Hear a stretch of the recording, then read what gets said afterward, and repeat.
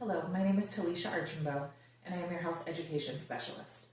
This video will discuss what resident rights are, the importance of respecting resident rights, and ways we can support resident rights. In 1987, the Omnibus Budget Reconciliation Act, or OBRA, was passed. This act is very important to your career in long-term care for several reasons. OBRA gave long-term care facilities minimum standards of care, rules for nurse aid training programs, a state registry of nursing assistants, a resident assessment system, updates to the annual survey process, and a list of resident rights. Resident rights are an ethical code of conduct that details how residents must be treated when they live in a long-term care facility. These are the legal rights of every resident that we care for. The following are the 12 resident rights: quality of life, services and activities to maintain a high level of wellness, the right to be fully informed about rights and services, the right to participate in their own care, the right to make independent choices, the right to privacy and confidentiality, the right to dignity, respect, and freedom, the right to security of possessions, rights during transfers and discharges, the right to complain, the right to visits, and rights with regards to social services. Now let's look a little closer at each of these rights. The first right is the right to quality of life. This means that each of our residents must receive the best care available. As a long-term care facility, it is our responsibility to provide this care regardless of how their stay is paid for, why they live there, and what their medical diagnoses are. As staff, we can support this right by ensuring that the only people that know how a resident pays for their stay are the ones that need to know this information to fulfill their job responsibilities. We can also support this right by doing our best to give every resident the best care we can provide. The second right is access to services and activities to maintain a high level of wellness. This means that our residents should not have an unnecessary decline in their health due to how we care for them. They must be able to receive appropriate care that preserves their independence and mobility for as long as possible. We support this by developing a care plan for every resident that comes to live here. These care plans tell staff about the person's current level of mobility, their likes and dislikes, their preferences, their goals while they live here. We can support this resident right by knowing the parts of each resident's care plan that guide the care that we provide. For example, as a CNA, you should know the part of the care plan that says how this person safely gets to and from the restroom. As a dietary employee, you should know the part of the care plan that says what texture of food is safe for this person to eat. Or as an environmental services employee, you should know the part of the care plan that says if the family or the facility will be laundering a resident's clothes. The third right is to be fully informed about rights and services. This means that residents or their responsible party should be given a written copy of the resident rights, the rules of the facility, information on how to contact the state agencies that monitor the care that we provide, and information about other services available to them. This right also includes providing a written copy of the cost of each service to the resident or their representative. We have several people at each of your facilities that help us to support this resident right by providing this information as part of the admission process and by generating billing statements for each resident. You can help to support this right by knowing what resident rights are and by knowing the rules of your facility. The fourth resident right is to participate in their own care. This means that residents are included in choices about their healthcare treatment, their care plan, their medical providers, and their discharge from our care. Part of this right is informed consent. This means that residents must be given the proper information needed to make educated decisions about their health care. We can support this right by explaining each care we intend to provide to our residents and respecting their decision to accept or refuse that care. For example, we can explain to our resident that they are scheduled for a shower today. Respecting this resident right would be changing this plan because the resident would prefer a tub bath today instead. The fifth right is to make independent choices.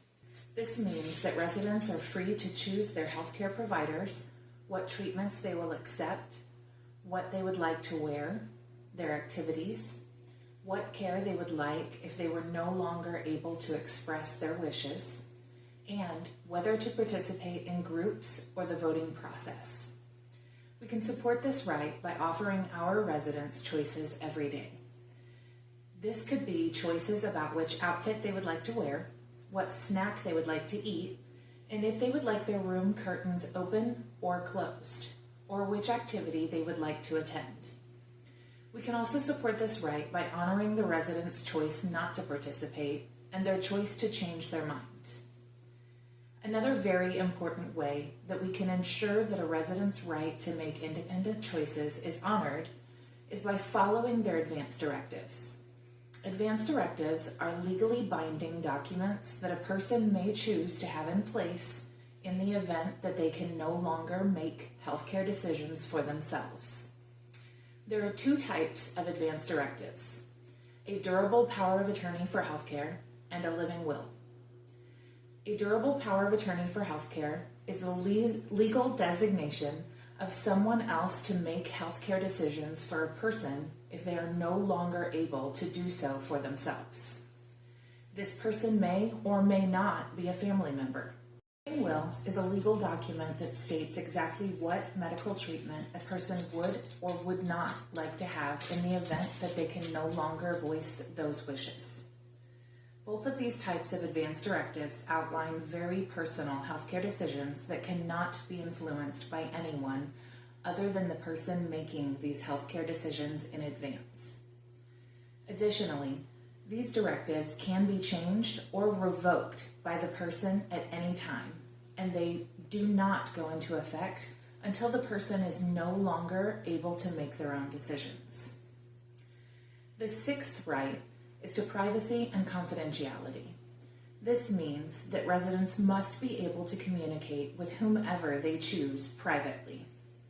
This includes sending and receiving mail, talking on the telephone, online communications, and in-person visits. This right also includes keeping a resident's private information confidential. We can support this right by promptly delivering mail that is unopened and allowing for privacy when residents are on the phone or when they have visitors in the facility. One very important way that we support this resident right is by following HIPAA laws. HIPAA is the Health Insurance Portability and Accountability Act. By penalty of law, HIPAA requires healthcare facilities and employees to keep a resident's private information confidential. We uphold this law by not providing any resident information over the phone without the resident's consent, not talking about a resident's information in public areas, using private areas when giving other healthcare team members necessary information about a resident, protecting digital information from others who are passing by the screen, not sharing any work information on social media, using communication technology appropriately, safeguarding documents, and disposing of paper information correctly by shredding any documents that contain a resident information if they are no longer needed and are not part of the resident's medical record. To protect digital information, we must also protect our passwords so that only those with proper permissions can gain access to a resident's protected health information. To protect documents that contain a resident's protected health information, we should turn over any papers with this information on them or cover them so they are not visible to others that might walk by. Even as a part of a resident's healthcare team, we do not have unlimited access to their confidential information. You should only access the resident information that is necessary to fulfill the duties of your specific job. If you become aware of any possible violation of HIPAA, you must immediately report this to your supervisor or facility administrator so they can ensure the facility HIPAA officer is notified and the appropriate steps are taken. The seventh resident right is to dignity, respect, and freedom. This means that residents must be shown respect and must be treated with dignity. We can support this right by addressing a resident in whatever way they choose. Some residents prefer to be addressed more formally with Mr. or Mrs. and their last name, whereas other residents would like to be called a nickname they have used their whole lives. Either way and every way in between, this preference needs to be documented in their care plan and honored by all staff. You should never give a resident a nickname or use terms like sweetie, baby, or hun. These might sound like kind terms that you're used to calling other people, but these are not considered terms that preserve a resident's dignity.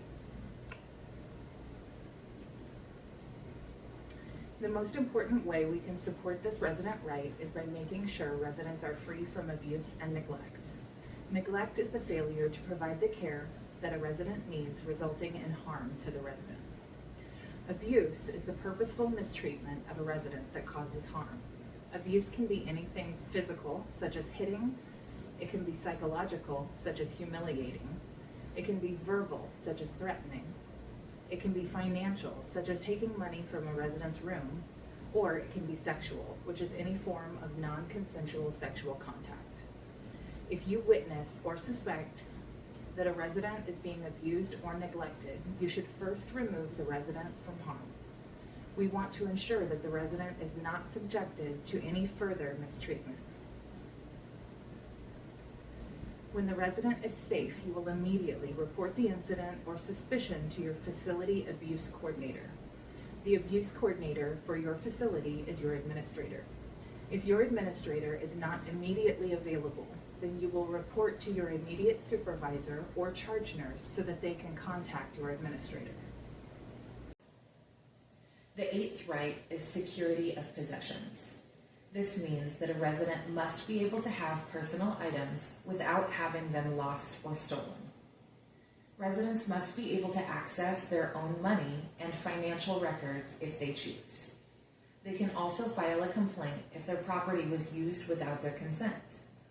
We can support this right by carefully handling a resident's possessions only with their consent, and by assisting or directing residents to the appropriate staff for financial questions or access to their account. The ninth right is during transfers and discharges.